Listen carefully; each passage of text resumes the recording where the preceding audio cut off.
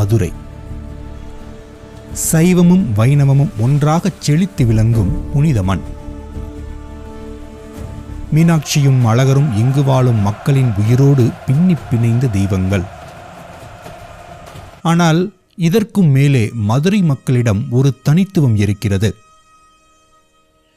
இந்த மண்ணில் வாழும் மக்கள் தங்களின் குலதெய்வத்தை ஒருபோதும் மறக்க மாட்டார்கள். கருப்பசாமி, முனீஸ்வரர் இத்தெய்வங்கள் இவர்களுக்கு வெறும் தெய்வங்கள் அல்ல, தங்களின் குடும்ப உறுப்பினர்கள். எப்படி தங்கள் மூதாயரை தினமும் நினைத்து வணங்குகிறார்களோ அதேபோல குலதெய்வத்தையும் வணங்குகிறார்கள். சிக்கலான நேரம் வந்தால் பெரும் தெய்வங்களை விட குலதெய்வம்தான் இவர்களின் நினைவுக்கு வரும். ஏனென்றால் அந்த தெய்வம் ஒரு தாயைப் போல கண் இமைக்காமல் தங்களின் குடும்பத்தை காத்து கொண்டிருக்கிறது என்பது இவர்களின் ஆழமான நம்பிக்கை. மதுரையில் இருக்கும் அப்படிப்பட்ட அதிசய சக்தி கண்ட தெய்வங்களில் ஒருவர்தான் பாண்டி முனீஸ்வரர். இன்று பாண்டி கோவில் என்று எல்லோராலும் அழைக்கப்படும் பாண்டி ஜடாமுனீஸ்வரர் கோவில் மதுரை மேலமடையில் இன்று வரை அதிசயங்களை நிகழ்த்தி கொண்டே இருக்கிறது.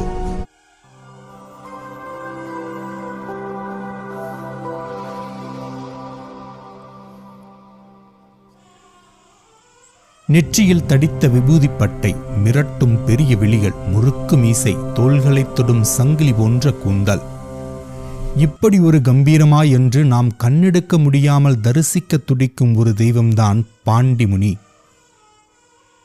பொதுவாக தெய்வ சிலைகளின் அமைப்புத்தான் அந்த கோவிலின் சக்தியை பறைசாற்றும். பாண்டிமுனி இங்கே பத்மாசனத்தில் அமர்ந்திருக்கிறார். பொதுவாக காவல் தெய்வங்கள் நின்ற கோலத்தில்தான் இருப்பார்கள். ஆனால் பாண்டிமுனி அமர்ந்த நிலையில் வீற்றிருப்பது தனி சிறப்பு. மதுரை மட்டுமல்ல, சுற்றியிருக்கும் பல மாவட்டங்களுக்கும் இவர்தான் குலதெய்வம். அதனால்தான் பாண்டி, பாண்டியராஜ், பாண்டித்துரை இப்படிப்பட்ட பெயர்கள் இந்த மண்ணில் இன்னும் உயிரோடு வாழ்கிறது.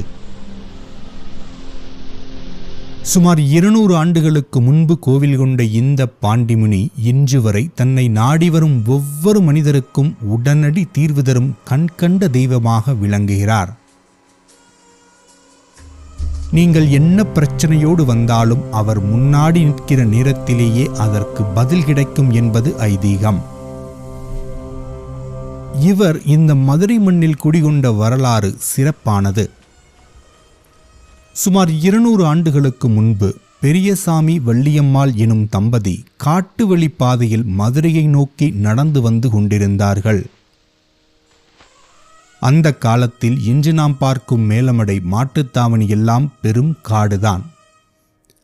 இவர்கள் கரூருக்கு அருகில் இருக்கும் நெரூர் என்ற கிராமத்தைச் சேர்ந்தவர்கள் என்று சொல்லப்படுகிறது. நெரூரை மறக்க முடியுமா? தலை சிறந்த யோகிகளின் ஒருவரான சதாசிவ பிரம்மேந்திரர் ஜீவசமாதி அடைந்த இடம். நெடுந்தூரம் நடந்ததால் வள்ளியம்மாளுக்கு கடும் பயண களைப்பு. கண்கள் தானாக மூட ஆரம்பித்தது. சிறிது நேரம் ஓய்வெடுக்கலாம் என்று சொல்லி ஒரு பெரிய மரத்தின் நிழலில் அமர்ந்தார்கள். சில நொடிகளில் ஆழ்ந்த உறக்கத்தில் மூழ்கிவிட்டார். அப்போது வள்ளியம்மாளுக்கு திடீரென ஒரு கனவு வந்தது. அந்த கனவில் ஜடாமுடியுடன் பத்மாசனத்தில் அமர்ந்திருந்த ஒரு யோகியைப் போல தோற்றம் கொண்டவர் தோன்றினார். அவரை பார்த்த அந்த நொடியில் வள்ளியம்மாளின் உடம்பு முழுக்க சிலிர்த்து போய்விட்டது. இவர் யார்? தெய்வமா இல்லை துஷ்ட சக்தியா என்று உள்ளுக்குள் பதறினார். ஆனால் அந்த யோகி ஒரு சின்ன புன்னகை மட்டும் புனைந்தார். அந்த புன்னகை வள்ளியம்மாளின் பயத்தை ஒரே நொடியில் அகற்றியது. பின்னர் அவர் பேச ஆரம்பித்தார். பெண்ணே, நான் தான் பாண்டிய மன்னன் நெடுஞ்செழியன். கோவலனும் கண்ணகியும் மதுரைக்கு வந்த காலத்தில் அரசாட்சி நடத்தி வந்தவன் நான். அச்சமயத்தில் ஒரு பெரிய தவறு செய்தேன். ஆராயாமல் கோவலனை தண்டனைக்கு உட்படுத்தினேன். அது அநீதி என்று தெரிந்த அந்த நொடியிலேயே நான் என் உயிரை விட்டுவிட்டேன். பின்னர் நான் சிவலோகம் சென்றபோது சிவபெருமான் என்னிடம், நீ பாவம் செய்தாய், ஆனால் அதை உணர்ந்த கணத்திலேயே உயிரை விட்டாய். அதனால் மீண்டும் பூமியில் பிறந்து வாழ்ந்து பின்னர் திரும்பி வா என்றார். ஆனால் நான் மறுபடியும் மனிதனாக பிறக்க விரும்பவில்லை. தவறு செய்பவர்களை தண்டித்து பாதிக்கப்பட்டவர்களை காப்பாற்றுவதற்காக இந்த பூமியிலேயே தங்கி பூமிக்கடியில் அந்த ஈசனை நினைத்து தவம் செய்ய முடிவு செய்தேன். என் தவம் இப்போது நிறைவுக்கு வந்துவிட்டது. நீ என்னை இந்த மண்ணில் இருந்து மேலே எடுத்து வழிபட ஆரம்பித்தால் உன்னையும் உன் குடும்பத்தையும் என்னை நாடி வரும் அனைவரையும் நான் காப்பாற்றுவேன் என்றார். அந்த வார்த்தைகள் வள்ளியம்மாளின் மனதில் இடி விழுந்தது போல ஒலித்தது. இது ஒரு சாதாரண கனவல்ல, ஒரு தெய்வத்தின் உத்தரவு. அசீரி போல ஒலித்த அந்த குரலை கேட்டதும் வள்ளியம்மாள் திடீரென விழித்துக் கொண்டார். இது கனவு என்று அவள் மனம் நம்பவில்லை. அந்த இடத்தில் ஒரு சக்தி இருக்கிறது என்று அவள் உள்ளம் உணர்ந்தது. உடனே தன் கணவனிடம் சொல்லி ஊர்க்காரர்களை அழைத்து வரச் சொன்னார். அவர்கள் வந்து அந்த இடத்தை தோண்ட ஆரம்பித்தார்கள். மண்ணுக்குள் இருந்து ஜடாமுடியுடன் பத்மாசனத்தில் அமர்ந்திருந்த ஒரு சிலை வெளிப்பட்டது. அது சாதாரண சிலை இல்லை, அவள் கனவில் கண்ட அதே உருவம். அங்கேயே அந்த சிலையை பிரதிஷ்டை செய்து வழிபாடு ஆரம்பித்தார்கள்.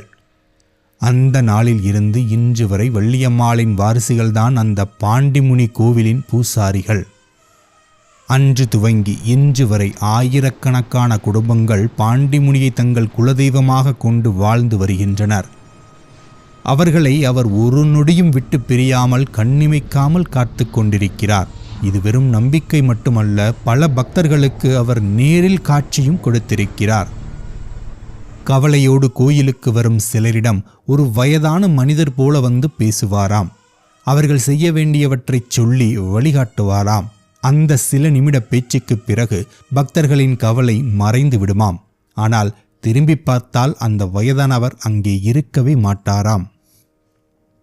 பலருக்கும் இந்த அதிசயம் நடந்துள்ளது. இது இத்தோடு முடியவில்லை. இரவு நேரங்களில் பாண்டிமுனி உலா வரும்போது சங்கிலி சத்தம் இன்று வரை கேட்குமாம். பாண்டிமுனி ஆலயத்தில் விநாயகர், சுப்பிரமணியர், ஆண்டிச்சாமி மற்றும் சமயன் கருப்பசாமிக்கு சந்நிதி உள்ளது. வெள்ளையர்கள் காலத்தில் மக்கள் சமயன் கருப்பசாமியிடம் குறிகேட்கும் வழக்கம் இருந்துள்ளது.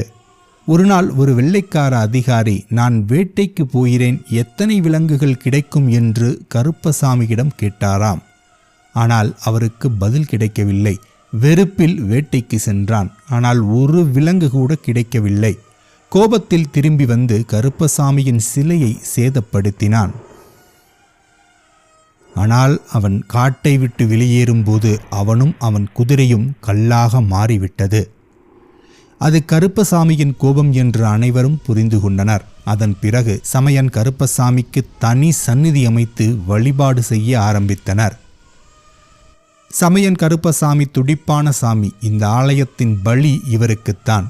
ஆனால் பாண்டிமுனிக்கு சைவப்படையல் மட்டுமே. ஆண்டிச்சாமிக்கு வெண்பொங்கலும் மாம்பழங்களும் நிவேதனம். இந்த ஆண்டிச்சாமி முருகப்பெருமான் என்று சொல்பவர்களும் உண்டு. பாண்டிமுனியை நாடி வந்த காரியம் கண்டிப்பாக நிறைவேறும் என்பது பக்தர்களின் நம்பிக்கை. துஷ்ட சக்திகளால் பாதிக்கப்பட்டவர்களாக இருந்தாலும் இந்த ஆலயத்திற்கு வந்தாலே போதும், அனைத்தும் விலகி ஓடிவிடும். குழந்தை இல்லாதவர்கள் தொட்டில் கட்டி வேண்டினால் குழந்தை பாக்கியம் கிடைக்கும். தொழில் நஷ்டம், நோய், எதிரி பிரச்சனை எதுவாக இருந்தாலும் பாண்டிமுனியை வணங்கினால் நிவாரணம் நிச்சயம். அதனால் தான் இன்று வரை பல தலைமுறைகளாக மக்கள் பாண்டிமுனியை நம்பிக்கையோடு நாடி வருகின்றனர்.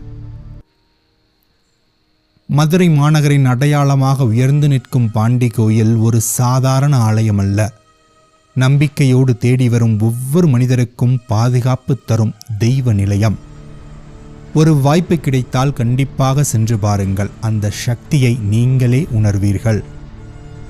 ஏனென்றால் பாண்டிமுனி தூரத்தில் இருக்கும் தெய்வமல்ல, உங்களோடு கூடவே நடந்து கண்ணிமைக்காமல் காக்கும் தெய்வம். அவரது அருள் எப்போதும் உங்களையும் உங்கள் குடும்பத்தையும் காக்கட்டும். நன்றி.